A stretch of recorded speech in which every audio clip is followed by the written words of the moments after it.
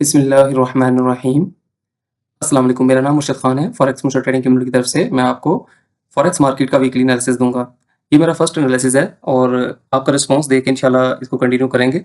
आप लोगों ने कमेंट्स के अंदर लाजमी बताना है कि वीडियो कितनी लंबी होनी चाहिए और कौन सी जो एनालिसिस है वो हम करें, यानी किस पेयर की और किसकी आपको रिक्वायरमेंट नहीं है। आपने लाजमी हमें फीडबैक करनी है। एनालिसिस का जो सीक्वेंस है वो इस तरह होगा: current geopolitical news and events, current fee, fundamental economic data, technical analysis, Murshid Khan advice of the week. मैं एनालिसिस के आखिर में हर हफ्ते एक एडवाइस आप लोगों को दूंगा, एक टिप कह सकते हैं, ट्रिक कह सकते हैं, वो आप लोगों को लाजमी मैं प्रोवाइड करूंगा। करंट वीक में आपने देखें कि कोई भी किसी किस्म की डील नहीं हुई। जो ट्रंप की और पुतिन की मीटिंग हुई थी अलास्का में, यानी कि कोई किसी किस्म की जंगबंदी नहीं हो सकी। और इसके ऊपर ये देखें आप, ये किसका रिएक्शन आया? ये यूक्रेन का आया कि हमारे बगैर इस तरह ये मुज़ाकरात हो सकते हैं और इसमें रूस को फ़ायदा हुआ है। फीडिंग अ नार्सिसिस्ट, ये बात हुई है।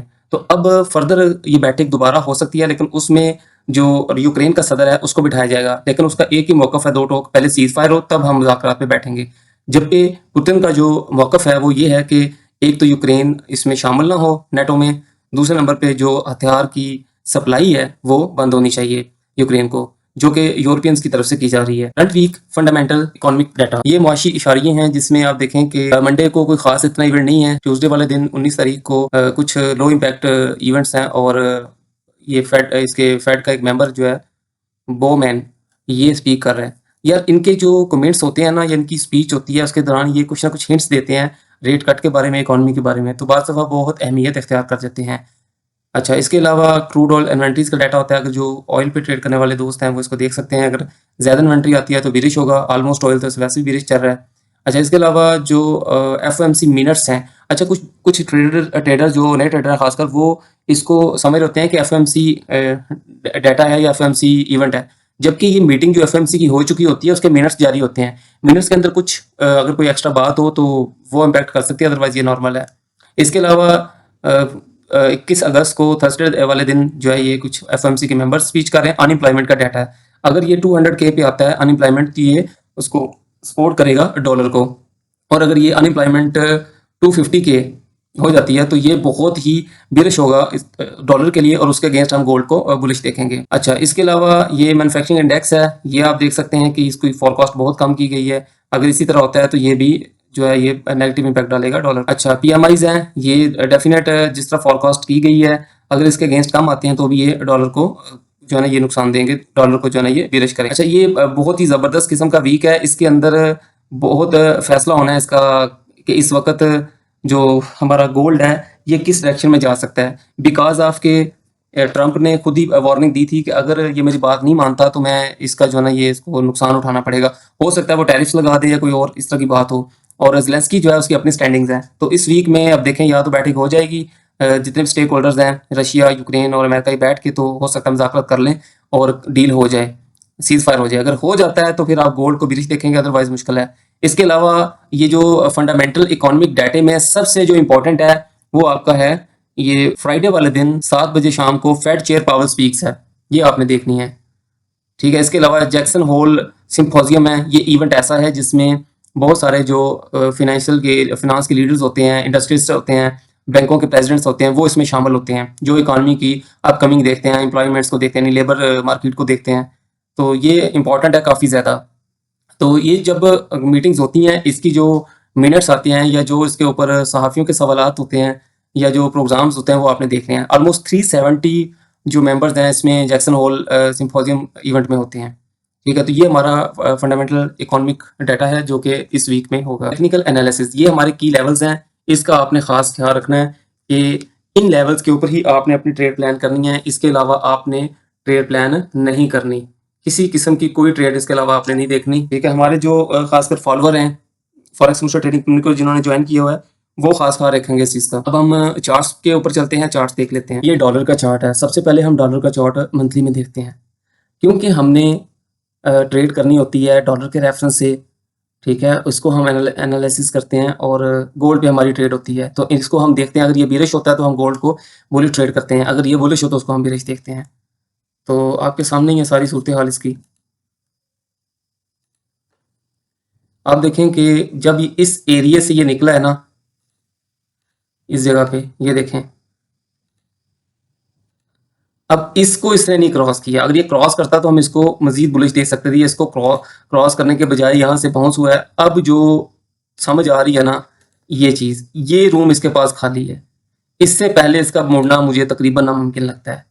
ठीक है, ये इसका लाजमी एरिया जो है ना ये आएगा, उसके बाद शायद ये इस तरीके से ये ऊपर चला जाए, लेकिन ये एरिया इसका लाजमी आएगा क्योंकि रेट कट की जो कहानी है वो इस वक्त जोर पकड़ रही है, और बल्कि पकड़ चुकी है। ऑलमोस्ट 95% चांस है रेट कट के और वो हो जाएगा, तो होपफुली ये यहाँ तक आ सकता है। तो ये इसकी मंथली आउटलुक है। अब हम इसको जाएंगे वीकली में। वीक में आप देखें कि ये देखें, अगर आप इसको बगौर मुताला करें तो ये एक एरिया है जो कि थोड़ी बहुत सपोर्ट दिखा सकता है, अदरवाइज कोई मुश्किल नहीं है इसके लिए यहाँ तक आना। ठीक है, हर टाइम फ्रेम में एक पैटर्न इसका भी रिश्का बना हुआ है। ठीक है, तो इसके अलावा आपने इसको किसी और डायरेक्शन में देखना ही नहीं है, जो मैं इसको एडवाइस कर रहा हूँ। ठीक है, क्योंकि बार बार इधर उधर की डायरेक्शन देने से बेहतर होता है कि आप एक ही क्लैरिटी के साथ डायरेक्शन पकड़ें और उसके ऊपर आप एनालिसिस करें। डेली में हम देख सकते हैं इसको, डेली में थोड़ी बहुत इसने स्ट्रेंथ दिखाई है।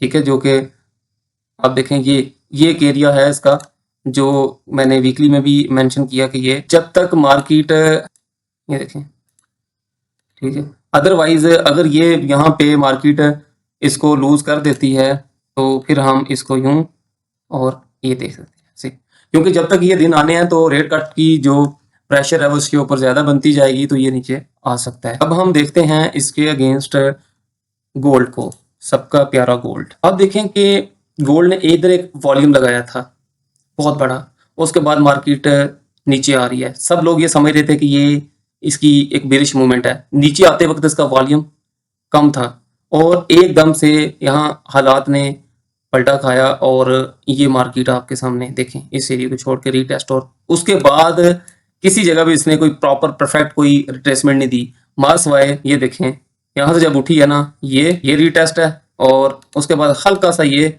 और ये चीज़। अब टेक्निकली देखा जाए तो इसमें एक रिट्रेसमेंट जो है वो ड्यू है, लेकिन हालात जो है ना वो फेवर में नहीं है कि जो इसको रिट्रेसमेंट दें। जैसे कि अभी यूक्रेन वाला मामला भी किसी तरफ नहीं लग रहा, तो ऐसे लगता है जैसे दिया बुझने से पहले ज्यादा फड़फड़ाता हो, तो हो सकता है उसकी जंग के अंदर ज्यादा तेजी आ जाए। ठीक है, फर्दर ये है कि इधर से रेट कट वाली जो है इसको सपोर्ट कर रही है गोल्ड को, हर जो फंडामेंटल है वो गोल्ड को सपोर्ट अभी कर रहा है, इसलिए ये उस तरह क्रैश नहीं हुआ। लेकिन अगर जो ही कोई इसको थोड़ा सा भी प्रेशर मिलता है तो ये कम से कम इसकी जो पहली रिट्रेसमेंट है वो इस लेवल तक जो है ये लाजमी आएगी, यानी ये 3200 का जो एरिया है इसको लाजमी करेगा। तो उसके बाद ये हमने जो प्रिडिक्ट किया हुआ है 3700 3800 3700 तक तो ये नॉर्मली चला जाएगा। ठीक है, लेकिन जो लॉन्ग टर्म में इसकी एक साल की प्रिडिक्शन है जो मैंने कई जगह पे भी पढ़ी है, ये 4000 तक जाने के इसके चांस हैं। ठीक है, डीप रिट्रेसमेंट मुश्किल लग रही है मुझे इस वक्त इसमें गोल्ड में। ये हमारा मंथ का आउटलुक है। अब हम इसको वीक में देखते हैं। वीक में थोड़ा सा वीक है, लेकिन उस तरह नहीं हम कह सकते क्योंकि इसकी क्लोजिंग इस एरिया से नीचे कहीं भी नहीं गई है अभी तक। लिक्विडिटी बढ़ी हुई है, इस एरिया में भी है, इस जगह भी है, तो पॉसिबिलिटी है कि ये 3200 का ये वाला जो एरिया ये आएगा एक दफ़ा टेस्ट करने। अगर आ जाए तो बहुत अच्छी बात है, हमें बाइंग अपॉर्चुनिटी जो है ना वो मिलेगी। उसके बाद ये अपने सफ़र को रवाना होगा कि डेली में क्या सूरत हाल है इसकी। जो आइंदा के एनालिसिस होंगे उसमें मैं इतनी डिटेल में आप लोगों को नहीं करूँगा जो है ना एक्सप्लेन। अच्छा, अभी ये जो वॉल्यूम लगा है ना ये पिछले कितने वॉल्यूम से ये बड़ा वॉल्यूम है, ये वाला आप देख रहे हैं। तो ये शुबा अभी मुझे है कि हो सकता है ये बाइंग का हो। ठीक है, और अगर ये वॉल्यूम लगा ये बिलिश होता तो अब तक इसको इधर तक आना चाहिए था, तो पॉसिबिलिटी ये भी हो सकती है कि इसमें बुलिश हो। ठीक है, ये ट्रैप हो बहुत बड़ा, लेकिन अगर ये बिलिश की सेलिंग है ना सारी, तो ये मार्केट आपको इस जगह तक मिलेगी मिलेगी। ठीक है, ये यहाँ तक आनी आनी है फिर। ठीक है, इस तक आ जाएगी, फिर इसको कोई नहीं रोक सकता। लेकिन फिर वक्त है इसने होल्ड किया हुआ एरिया को, तो हम इसको ज़्यादा से ज़्यादा जो देख रहे हैं वो इस एरिया तक ये रिट्रेसमेंट दे के तो यहाँ से कोई लिक्विडिटी लेगा, और हमें यहाँ पे एक विक के साथ कोई डॉजी या कोई इस तरह की कैंडल देगा, तो हम वॉल्यूम को देखते हुए ट्रेड प्लान करेंगे लंबी वाली। तो फिल वक्त ये इसकी यही आउटलुक है जो मुझे समझ आ रही है। H4 में देख लेते हैं, ज़्यादा क्लैरिटी होती है। इस एरिए को इसने ब्रेक नहीं किया, जो कि बड़ी कन्फ्यूजन वाली बात है। ठीक है, इससे पहले ही मार्केट ये कर रही है इस तरीके से। अब यहाँ पे एक डबल बॉटम वाली कंडीशन है, ये यहाँ पे ये डब्ल्यू पूरा करने ऊपर जा सकता है। कम से कम इसका पहला टारगेट ये होगा। ठीक है, और उसके बाद ये दूसरा टारगेट ये इसका हो सकता है। ठीक है। और पॉसिबिलिटी हुई तो अगर इसको क्रॉस करता है, क्रॉस करके हाई वॉल्यूम के साथ रीटेस्ट करके भी ये ऊपर जा सकता है। ठीक है, ये इसका सिनेरियो हो सकता है। कभी भी गोल्ड को चढ़ी हुई हालत में बाय नहीं करना चाहिए। अच्छे जो की लेवल्स हैं जो मैंने पीछे आपको बताए भी थे, वो लेवल आपने देखने हैं। ठीक है, उसके बगैर आपने ट्रेड नहीं करनी। ठीक है, वो लेवल डेफिनेट 80 से 85 का ये लेवल, ये जो पड़ा हुआ है ये देख लेना आपने। अगर ये क्रॉस होकर ऊपर देर तक क्लोजिंग, उसके बाद आपने इसको ऊपर की तरफ देखना, और ऊपर फिर आपका ये फर्स्ट लेवल और सेकंड टारगेट ये वाला हो सकता है। ऊपर को आप अगर मंथ के हिसाब से देखें तो गोल्ड की तरह ही इसने ऑलमोस्ट परफॉर्म किया हुआ है। ठीक है, लेकिन इसने रिट्रेसमेंट दी है, बाइज्जत तरीके से रिट्रेसमेंट दी है इसने। ठीक है, ये देखें इसकी रिट्रेसमेंट आप देख सकते हैं। और अब वही बात आ गई है कि आपने इसको दोबारा जो है ना, ये अच्छा जो बाइंग इसका लेवल है ना, वो आपका ये एरिया बनता है। ये वीकली में आपको नजर आएगा। एक मिनट, मैं वीक में जाता हूँ। ये एरिया इसका बनता है 36.79। इस एरिया में मजीद हम इसको फाइन करते हैं, ये आई ये मार्केट स्नैरिटीज और ये दोबारा। तो इस एरिया को जब तक क्रॉस नहीं करता तब तक मैं इसको मानता हूँ कि ये रिट्रेसमेंट दे सकता है। इस एरिया से आपने अगर बैठना है ना इसमें बाइंग में, तो ये लंबी बाइंग आपकी निकल सकती है। ठीक है, ये एरिया अगर ये आपको यहाँ पे कहीं पे मिलता है तो फिर ये लंबी बाइंग निकल सकती है। मैं हमेशा स्विंग ट्रेड्स की तरफ आप लोगों को लगाने के चक्कर में हूँ कि आप स्विंग ट्रेड्स करें। ठीक है, बीटीसी को हम देखें तो बीटीसी की आपको मैंने की लेवल्स भी दिए हैं, और मंथ का पहले इसको मैं आपको ओवरव्यू बताता हूँ। मंथ का आप चेक करें कि जब मार्केट आपकी यहाँ से उठी है, एक रिट्रेसमेंट, ये अब इसकी रिट्रेसमेंट ड्यू है। रिट्रेसमेंट इसकी ड्यू है भाई। कोई बंदा जो ना रिट्रेसमेंट के बगैर इसको ना देखे, ये देखें ये चीज़ होगी। जल्दबाजी वाली जो ट्रेड है, डे ट्रेडिंग जिसको कहते हैं, या स्कैल्पिंग या इस तरह की शॉर्ट टर्म, वो नुकसान करती है। उसमें फंसने वाला बंदा कभी नहीं निकल सकता। नुकसान क्यों होते हैं आप लोगों के? आप चार्ट सिर्फ देखते हैं M1 का, M15, ये देखें कितना खूबसूरत एरिया है। इस एरिया से उठेगा दोबारा ये। ठीक है, ये एक मजबूत एरिया है इसका। डेली में जाएं इसको अगर हम लेके, ये वॉल्यूम बहुत बड़े बड़े वॉल्यूम लगे हैं, ये बीरिश के वॉल्यूम लग रहे हैं मुझे। और ये इनगल्फिंग जिस तरीके से बनी है ना, ये इसको नीचे आना चाहिए हर हालत में। इस एरिया तक इसको आना चाहिए। ये एरिया तोड़ेगा, ठीक है, ये एरिया इसका, ठीक है, थोड़ी बहुत ये ऐसे करेगा यूं और इस तरीके से। और अगर ऐसा नहीं होता, आप कहते हैं कि नहीं मैं तो नहीं मानता, आप रिस्क लेना चाहते हैं तो इस एरिया से ले सकते हैं। लेकिन मेरा एक मानना ये है, एक असूल मान सकते हैं कि एक दफ़ा एक लेवल से रिस्क लेना चाहिए, दो दफ़ा कभी ना लें। ये यूं भी होगा, ठीक है, लेकिन इसकी प्रोबेबिलिटी कम है। ये इस तरीके से होगा, ये और ऐसे यहाँ तक आपने टारगेट, दोबारा ये जो है ना, ये यहाँ से इसकी बूम बन सकती है। ठीक है, अब आते हैं ऑयल की तरफ। ऑयल की जो मंथली है, मैं आपको आउटलुक दिखाता हूँ। सबसे पहले इसकी सिर्फ आप मूवमेंट देखें, अगर थोड़ी सी भी हम इस पे ध्यान दें तो हमें पता लगता है कि ये एक बीरिश मूव में है। पहले ये यहाँ से गया यहाँ तक, फिर ऐसे ऐसे, ये देखें इसकी एक जो मूवमेंट है ना मंथ के हिसाब से, ये यहाँ तक इस दोबारा देगा। यहाँ तक मौका दे तो आप बैठ सकते हैं इसमें। लेकिन जो इसके फंडामेंटल्स चल रहे हैं, यूक्रेन वाला मामला मुआहदा हो जाता है तो ये इसके लिए ठीक नहीं होगा। और आप इसको देख सकते हैं इस एरिया में, ये जो एरिया मैं इधर मार्क किया हुआ है ना, इस एरिया में देख सकते हैं इसमें। फिर दोबारा जो है ना ऊपर की तरफ यहाँ तक ही आ सकता है।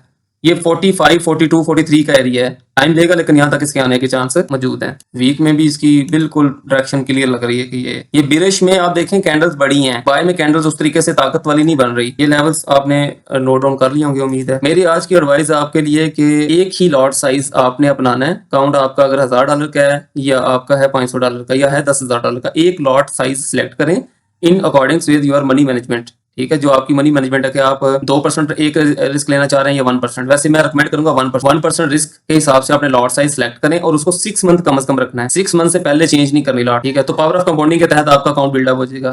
कोई सवाल हो, कोई किसी किस्म का आपकी कंफ्यूजन हो तो आप कमेंट्स कर सकते हैं। नेक्स्ट एनालिसिस में मैं उसको ठीक करूंगा। बहुत शुक्रिया आप लोगों का।